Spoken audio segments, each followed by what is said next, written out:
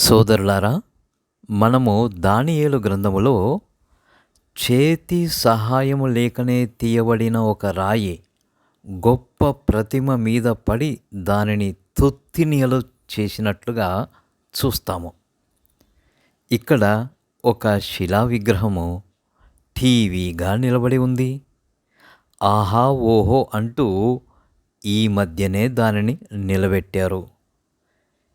ఇక్కడ రాయి కాదు సుమా, కంటికి కనబడని గాలి వీచి ఆ టీవీగా నిలబడిన విగ్రహముని తునాతునకలు తుత్తినియలు చేసి నేల కూల్చింది.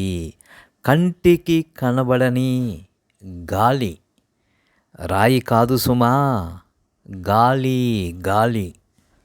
ఇక్కడ ఓ పక్షి కట్టుకున్న గూడు సైతం గాలి వానలకు చెక్కు చెదరక నిలిచి ఉంటే, గొప్పవానిగా గర్వపడే మానవుడు నిర్మించిన ఈ శిలా విగ్రహం గాలికే నేలకూలింది.